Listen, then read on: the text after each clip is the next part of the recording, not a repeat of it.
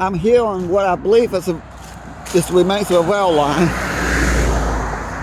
Over there's the coal camper Sun. Yep, that is the remains of a rail line. I live not that far from here and probably passed this in the car so many times. Going to Thurman and back and Oak Hill and different places. But I never really noticed this. But yeah, that's definitely a rail cut. Part of the White Oak Railway too.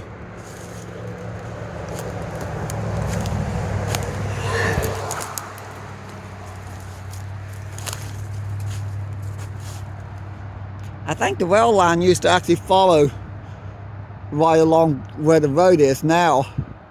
So this may be this might be the spot that went in the Sun. No, no correction. There was a little stretch where it follows what is now part of Route 16. That stretch was moved in the early 1950s.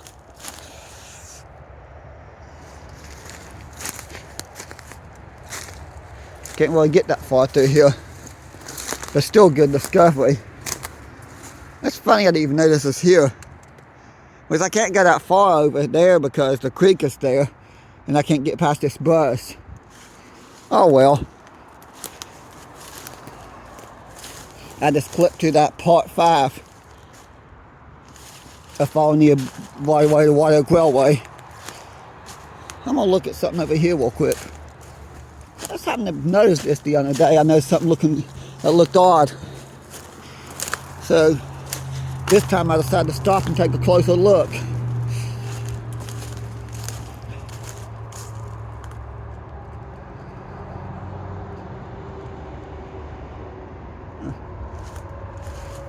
Okay, that down there just takes it down to the creek because that's Dumluke Creek.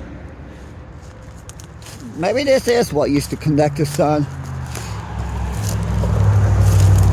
The only way to figure out if this is the stretch that was covered up by when Route 16 was built or the spur that went in the Sun, I'd have into the coal camper Sun, I'd have to look at the historic aerials. But the way it curves, I think it's the part that used to go in the Sun. Because straight across there is the company was where the company store was, which was demolished, and they built Route 19, Interstate 19. Didn't plan on making this discovery. On the right away to White Oak Railway again. Just around the curve is the crossing where I stopped the last video. The rail line actually came and went on the road a little bit, so for maybe 100 feet or so, I guess it has some street running trains, but just for that little tiny, just maybe 100 feet or so, because the way they built the road. And that driveway there was just actually a little back road, goes to multiple houses, just kind of came out on the crossing. Well, actually, maybe not quite 100 feet of street running, but close to it. The only place I could think of where you get a lot of actual street running is LaGrange, Kentucky. Never been there, but I've watched the live stream. I've seen many videos there. But over there's the bridge. I was thinking about that because I don't think it's like 50, 100 feet. I'm trying to think out when I was a kid in grade school, going into middle school, I do remember the road and the railroad tracks shared for a short distance.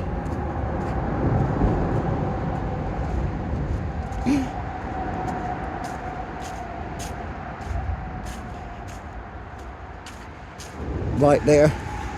Most people probably don't know that. But there's the actual rail line and bridge. The main reason I'm going this way is, well, that bridge is not exactly safe to walk across.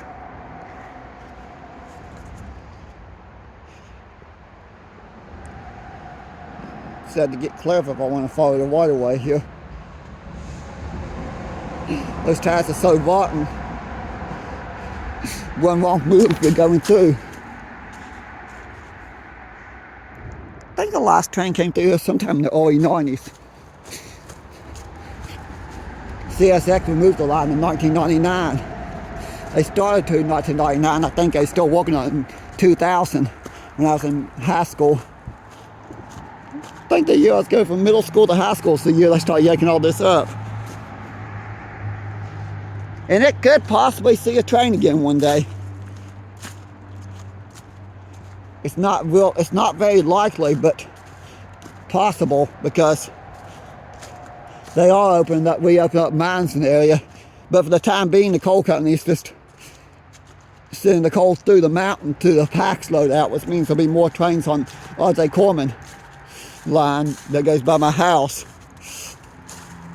But it's possible if they keep increasing, open up mines and keep increasing the amount of coal, there is a possibility they might have to build a second load out this way.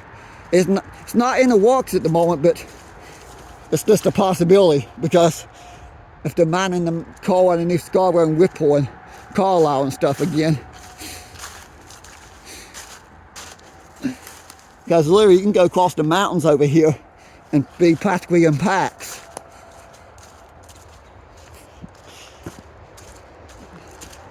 See where another rail line used to be that most people don't know existed. Of course, this particular line I'm getting ready to point out was gone before I was born. But right where those houses are, that I cannot remember the name of the coal camp. Glen is behind me, Scarborough's in front of me. Well, 2 miles up the road in front of me. But somewhere here there's a junction switch and a side spur and a little spurs track that went to a mine. Because I actually followed that right away once in a four-wheeler years ago before I started my YouTube. Of course, back then I didn't know YouTube existed, because that was back in the probably early mid 2000s.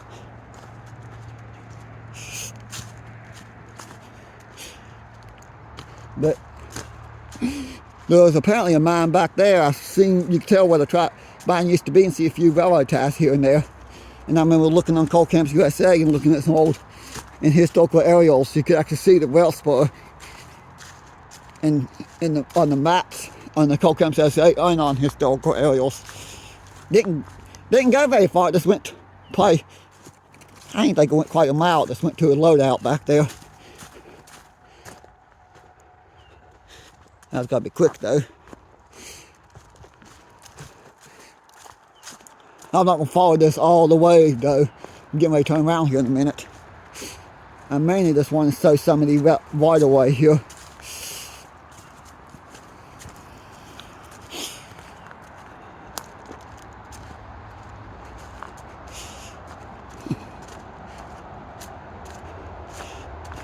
After that I can get in the car and go up to Scarborough. I don't have time right now, so I'll probably come back for that later on this evening or the next day or two. Go out there and film some of Scarborough, Whipple and Carlisle area of the right away. And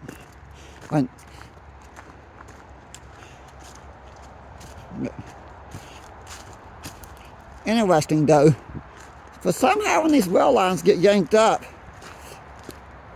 the four-wheeler paths and stuff, when people follow, they actually somehow don't stay on exactly in the waterway. I'll point out what I mean, because you would think the waterway curves here, but the rail line actually went through here, not through where the trail itself is. Of course, if you notice, the four-wheeler path does loop back to the actual right-of-way. It's like it curves here and then curves back.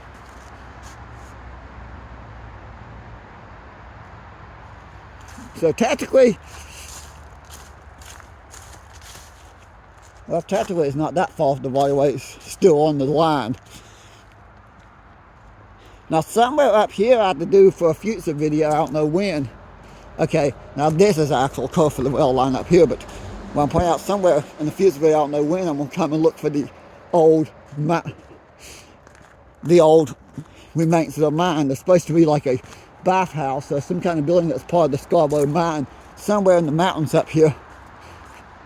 The problem is I don't have time to look for it today. I had to walk another mile to get to that spot. And I prefer not to hike up the side of the mountain in the woods during hunting season anyways. But not sure if the right of way was here or here in this stretch. But all I'm gonna do for the next couple miles is walk through the woods, and you can see nothing but woods and right of way. I wish I could have done this stretch back in mid-October. I just didn't have time. It would have been so beautiful. I want to bring the White Oak Rail Trail down this way, but CSX is holding on to this. I think they know that the mines reopening up is a possibility, even though it's a very slight chance, it's still possible that this line could be rebuilt. So I'm not going to give up hope. I hope this line will be rebuilt. Oh look, that's a Corona beer bottle. I'm surprised that the Corona Extra beer companies never changed the name of the beer after what happened in 2020. You would think they would change the name of the beer.